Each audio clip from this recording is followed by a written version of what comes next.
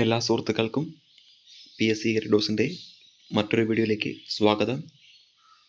അപ്പോൾ നിരന്തരമായി ഞാൻ നിങ്ങളോടൊപ്പം അപ്ഡേറ്റുമായി ചലിച്ചുകൊണ്ടിരുന്ന ഒരു ഷോർട്ട് ലിസ്റ്റ് ഒരു തസ്തികയായിരുന്നു യൂണിവേഴ്സിറ്റി LGS. കഴിഞ്ഞ ഒരാഴ്ച ഞാൻ ഇതുമായി ബന്ധപ്പെട്ടൊരു വീഡിയോ ഇട്ടിട്ടുണ്ടായിരുന്നു. സെപ്റ്റംബർ 11 ഇതുമായി ബന്ധപ്പെട്ടൊരു വിധി വരും എന്ന്, അത് നമുക്ക് അനുകൂലമായിട്ടുള്ളൊരു വിധി ആയിരിക്കും എന്ന് പറഞ്ഞുകൊണ്ടൊരു വീഡിയോ.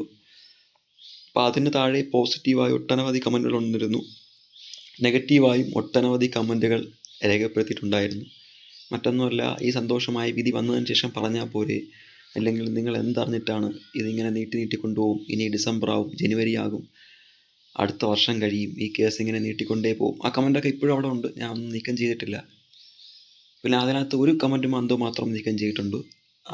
പിന്നീട് ഈ ഒരു സെപ്റ്റംബർ 11 ശേഷം ഈ ദിവസം വരെ അതിൻ്റെ താഴെ വീണ്ടും കമൻറ്റുകൾ പ്രത്യക്ഷപ്പെടാൻ തുടങ്ങി. എവിടെയാ സന്തോഷവിധി, എവിടെയാ സുപ്രധാന വിധി, നിങ്ങളല്ലേ പറഞ്ഞത് വിധി വരുമെന്ന്, എന്നിട്ട് എന്ത് വന്നു, കേസ് പോസ്റ്റ്പോണല്ലേ ചെയ്തോളൂ, വേറൊന്നും സംഭവിച്ചില്ലല്ലോ എന്ന്. അപ്പോൾ വളരെ സന്തോഷമുണ്ട്. നിങ്ങൾക്ക് സ്ക്രീനിൽ കാണാവുന്നതുപോലെ തന്നെ ഷോർട്ട് ലിസ്റ്റ് പബ്ലിഷ് ചെയ്യാൻ വേണ്ടിയിട്ട് കോടതി PSCയോട് പറഞ്ഞിട്ടുണ്ട്. അപ്പോൾ സ്വാഭാവികമായും കേരള PSC യൂണിവേഴ്സിറ്റി LGSമായി ബന്ധപ്പെട്ട ഷോർട്ട് ലിസ്റ്റ് ഉടൻ തന്നെ പബ്ലിഷ് ചെയ്യും. അതുമായി ബന്ധപ്പെട്ട അനന്തര നടപടികൾ, റാങ്ക് ലിസ്റ്റ് വരുന്നതിനോ മറ്റ് തടസ്സങ്ങളൊന്നുമില്ല. പക്ഷേ ഈ പറയുന്നത് പോലെ അഡ്വൈസ്, അല്ലെങ്കിൽ നമ്മൾ അഡ്വൈസ് അയക്കുന്നതിന്, വേക്കൻസിയുമായി ബന്ധപ്പെട്ട അഡ്വൈസ് അയക്കുന്നതിന് ഈ പറയുന്നത് പോലെ തന്നെ ഒരു ചെറിയ കാലതാമസം നേരിടും. കാലതാമസമൊന്നുമില്ല, ഈ പറയുന്ന പോലെ നമ്മൾ റാങ്ക് ലിസ്റ്റ് വരുന്ന മുറയ്ക്ക് തന്നെ ഈ പറയുന്ന ഫൈനൽ ജഡ്ജ്മെൻറ്റും ഉറപ്പായും ഉണ്ടാവും. നമ്മളെ കേരള PSCയുമായി ബന്ധപ്പെട്ട ഹിയറിംഗ് അടുത്ത മാസം ഒക്ടോബർ 29-നും കേരള ഗവൺമെൻറ് കൊടുത്ത പെറ്റീഷനുമായി ബന്ധപ്പെട്ട ഹിയറിംഗ് അടുത്ത മാസം ഒക്ടോബർ 7-നുമാണ് കോടതി തീരുമാനിച്ചിട്ടുള്ളത്. അപ്പോൾ സ്വാഭാവികമായും നിങ്ങൾ മനസ്സിലാക്കാനുള്ളത്, ആ ഒരു ഇൻറ്റീരിയം ഓർഡർ ഇറങ്ങിക്കഴിഞ്ഞു, ഇടക്കാല ഉത്തരവ് ഇറങ്ങിക്കഴിഞ്ഞിട്ടുണ്ട്. അതായത് ഷോർട്ട് ലിസ്റ്റ് പബ്ലിഷ് ചെയ്യാം, PSCക്ക് തന്നെ നിയമന നടപടിയുമായി ബന്ധപ്പെട്ട് മുന്നോട്ട് പോകാം, അഡ്വൈസ് അയക്കുന്നത് മാത്രം അന്തിമ വിധി വന്നതിന് ശേഷം മാത്രമേ ചെയ്യാവൂ എന്നുള്ളത്. അപ്പോൾ അതിന് നിങ്ങൾ വലിയ ഒരു ഇത് കാണിക്കേണ്ട കാര്യമില്ല, ടെൻഷൻ ആവേണ്ട കാര്യമില്ല. ഉറപ്പായും ഞാൻ നിങ്ങളോട് കഴിഞ്ഞ ഈ ഒരു യൂണിവേഴ്സിറ്റി LGSയുമായി ബന്ധപ്പെട്ട് സകലമാന കാര്യങ്ങളും ഞാൻ നിങ്ങളോടൊപ്പം ചേർന്ന് നിന്നിട്ടുണ്ട്, ചർച്ച ചെയ്തിട്ടുണ്ട്, നിങ്ങൾക്കറിയാം. അപ്പോൾ ഒരു 3 വീഡിയോയാണ് ഞാൻ ആ കണ്ടൻറ്റ് മുഴുവൻ നിങ്ങളിലേക്ക് എത്തിച്ചിട്ടുള്ളത്. അതിൽ പറയും പോലെ തന്നെ കൃത്യമായും നിങ്ങളുടെ ഭാഗത്ത് തന്നെയാണ് നീതി, നിങ്ങളുടെ ഭാഗത്ത് തന്നെയാണ് യഥാർത്ഥ സത്യം ഇരിക്കുന്നത്. അതൊരിക്കലും തള്ളപ്പെടുകയില്ല എന്ന് പറഞ്ഞ കുറേ നാളുകളെ ഞാൻ നിങ്ങളോടൊപ്പം ചേർന്ന് പറയുന്നു. നിങ്ങളോടൊപ്പം ചേർന്നെന്ന് തന്നെയാണ് പറഞ്ഞത്. സെപ്റ്റംബർ 11 ആ ഒരു സുപ്രധാന വിധി വരും, നമുക്കനുകൂലമായ ആ വിധി വരും. അപ്പോൾ അന്ന് സപ്പോർട്ട് ചെയ്തവർക്കും ഉടനീളം സപ്പോർട്ട് ചെയ്തവർക്കും ഇപ്പോഴും ഹൃദയത്തിൻ്റെ ഭാഷയിൽ നന്ദി ചേരുന്നു. നിങ്ങളുടെയൊക്കെ അധ്വാനത്തിൻ്റെ വിലയാണ് കാര്യം. അതിൽ ഞാൻ ഇപ്പോഴും ഓർക്കുന്നു, ഒരു ചേച്ചി, പുള്ളിക്കാരി എനിക്ക് ടെലഗ്രാമിൽ മെസ്സേജ് അയച്ച ആസി എനിക്ക് ഇപ്പോഴും ഓർമ്മ ഉണ്ട്. 81.33 മാർക്കുണ്ട്, എൻ്റെ ലാസ്റ്റ് ചാൻസാണ്, ഈ ഒരു ഷോർട്ട് ലിസ്റ്റ് തള്ളപ്പെടുമോ, ഇനിയൊരു പരീക്ഷ എഴുതാൻ എനിക്ക് ഏജ് ഓവറായിപ്പോയി, എനിക്കിനി അർഹതയുണ്ടോ, എനിക്കിനി ലിസ്റ്റിൽ ഇടം നേടാൻ സാധിക്കുമോ, ഈ പരീക്ഷ ക്യാൻസൽ ചെയ്യുമോ, എല്ലാവരും പറയുന്നു പരീക്ഷ ക്യാൻസൽ ചെയ്യുന്നു, ഒരു മറുപടി തരാമോ. അതിനുശേഷമാണ് ഈ പറഞ്ഞതുപോലെ കൃത്യമായും ഇതുമായി ബന്ധപ്പെട്ട അപ്ഡേറ്റ്സിലേക്ക് ഞാൻ കൂടുതൽ കടന്നതും. സത്യം, ആ ഒരു ചേച്ചിയുടെ ഒരൊറ്റ ടെലഗ്രാമിൽ ഒറ്റ മെസ്സേജ് അത്രയും കണ്ണീർ അണിയിപ്പിക്കുന്നതായിരുന്നു ആ ഒരു മെസ്സേജ്. ശേഷം ഇന്നോളം ഈ ഒരു ഷോർട്ട് ലിസ്റ്റുമായി ബന്ധപ്പെട്ട് ഞാൻ ഇതിനോടൊപ്പം തന്നെയായിരുന്നു. ഇന്നിങ്ങനൊരു വിധി വരുമ്പോഴും വളരെയധികം സന്തോഷമുണ്ട്. നിങ്ങളോട് ആത്മാർത്ഥമായി നിങ്ങളോട് രേഖപ്പെടുത്തുന്നു. അപ്പോൾ എല്ലാവരും സന്തോഷമായിട്ടിരിക്കുക, എല്ലാവർക്കും അനുമോദനങ്ങൾ. ആത്മാർത്ഥമായി പഠിച്ച എല്ലാവർക്കും തന്നെ ലിസ്റ്റിൽ ഉൾപ്പെടാൻ സാധിക്കട്ടെ. കട്ട് ഓഫ് വളരെയധികം താഴ്ന്നു വരട്ടെ. ലിസ്റ്റിൽ ഉൾപ്പെടുന്ന ഭൂരിഭാഗം പേർക്കും നിയമനം കിട്ടട്ടെ. ഇനി നിങ്ങൾ ഈ ലിസ്റ്റുമായി ബന്ധപ്പെട്ട അനന്തര നടപടിയിലേക്ക് കടക്കുക. അതായത് PSCയുടെ ഭാഗത്തു നിന്നുള്ള ഷോർട്ട് ലിസ്റ്റ്, റാങ്ക് ലിസ്റ്റ്, അങ്ങനെയുള്ള കാര്യങ്ങളിലായി മുന്നോട്ട് പോകും. നിങ്ങളുടെ ഭാഗത്തു നിന്ന് വേക്കൻസി റിപ്പോർട്ടിംഗ്, അതായത് ഒരു വേക്കൻസി പോലും റിപ്പോർട്ട് ചെയ്യാത്ത കേരള യൂണിവേഴ്സിറ്റി പോലുള്ള ബോർഡ് യൂണിവേഴ്സിറ്റികൾ നിലവിലുണ്ട്, സാഹചര്യമുണ്ട്. പിന്നെ നിലവിലുണ്ടായിരുന്ന ശ്രീ ശങ്കരാചാര്യ യൂണിവേഴ്സിറ്റിയുടെയൊക്കെ വേക്കൻസി പെട്ടെന്ന് കുറയുന്ന സാഹചര്യം ഉണ്ടായപ്പോൾ അതൊക്കെ മനസ്സിലാക്കിക്കൊണ്ട് നമ്മൾ പിന്നോട്ട് പോകാൻ പാടില്ല, മുന്നോട്ട് തന്നെ പോകണം. അതായത് ഈ ലിസ്റ്റിൽ ഉൾപ്പെടുന്ന അവസാനത്തെ ഒരു ഉദ്യോഗാർത്ഥിക്കും ജോലി കിട്ടാൻ വേണ്ടി നിങ്ങൾ ഓരോരുത്തരും പ്രവർത്തിച്ചു കഴിഞ്ഞാൽ ഉറപ്പായും ഈ ഒരു വിജയം പോലെ തന്നെ ഇത്രയും വലിയൊരു ഭഗീരഥ പ്രയത്നം, അല്ലെങ്കിൽ ഇത്രയും വലിയൊരു തടസ്സം നിങ്ങൾ നീക്കിയെങ്കിൽ ഈ ഒരു വേക്കൻസി റിപ്പോർട്ടിങ്ങോ അല്ലെങ്കിൽ നിയമന ശുപാർശയോ ഒന്നും വലിയൊരു തടസ്സമേ അല്ല. അപ്പോൾ ഇനി നിങ്ങൾ കടക്കേണ്ടത് ഇതിൻ്റെ മറ്റു പ്രവർത്തനങ്ങളിലേക്കാണ്. വിവരാവകാശം വയ്ക്കുന്നതിന്, വേക്കൻസി റിപ്പോർട്ട് ചെയ്യുന്നതിനും, ഫീൽഡ് വർക്കിനും. അപ്പോൾ സ്വാഭാവികമായും അതിലേക്ക് ഇറങ്ങിത്തിരിക്കുക. LGS എക്സാമുള്ളവർ അതിനുവേണ്ടി പഠിക്കുക. അതിനോടൊപ്പം കുറച്ച് ഫീൽഡ് വർക്ക് ഒക്കെ ചെയ്യാൻ ശ്രമിക്കുക.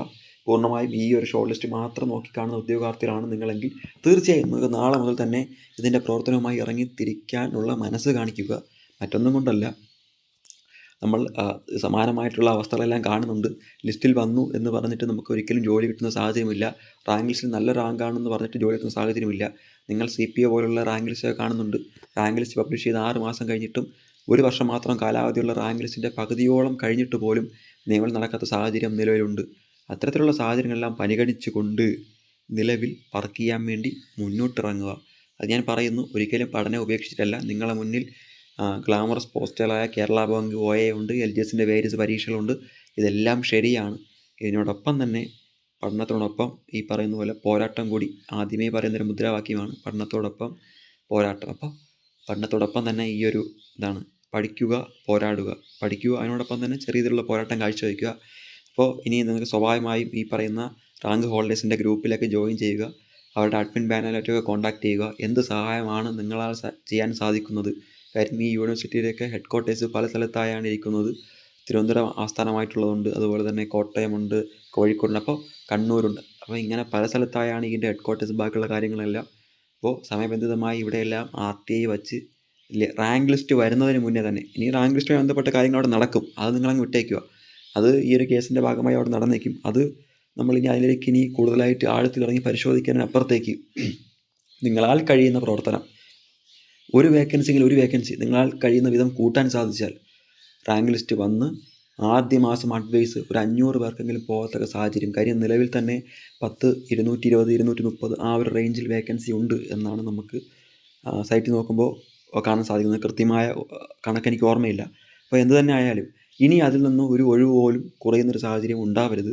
അല്ലെങ്കിൽ ഇനി പെട്ടെന്ന് ഏതെങ്കിലും ഒരു യൂണിവേഴ്സിറ്റിയുടെ വേക്കൻസി ഡിക്രീസ് ആവുന്ന സാഹചര്യം, അങ്ങനെ ഒന്നും ഉണ്ടാവരുത്.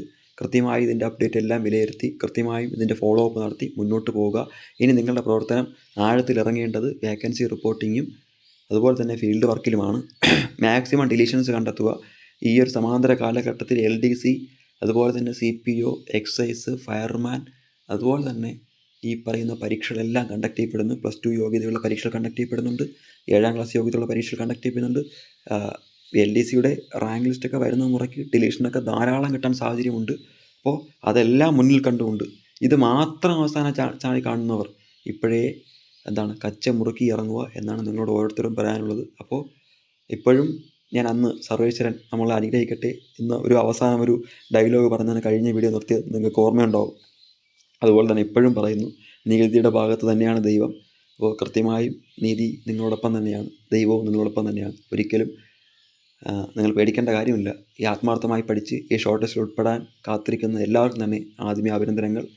നിങ്ങൾ ഓരോരുത്തർക്കും ജോലി കിട്ടട്ടെ എന്ന് ഹൃദയത്തിൻ്റെ ഭാഷയിൽ ആത്മാർത്ഥമായി ആഗ്രഹിക്കുന്നു. തീർച്ചയായും ഇതുവരെ ഞങ്ങളുടെ ഭാഗത്തു നിന്ന് PSC എൽഡോസ് എന്നൊരു യൂട്യൂബ് ചാനലിൻ്റെ ഭാഗത്തു നിന്നും ടെലഗ്രാം ചാനലിൻ്റെ ഭാഗത്തു നിന്നും നിങ്ങൾക്ക് എന്തെങ്കിലും സപ്പോർട്ട് ഉണ്ടായിട്ടുണ്ടെങ്കിൽ തീർച്ചയായും നിങ്ങൾക്ക് കമൻറ്റ് ബോക്സിൽ രേഖപ്പെടുത്താം.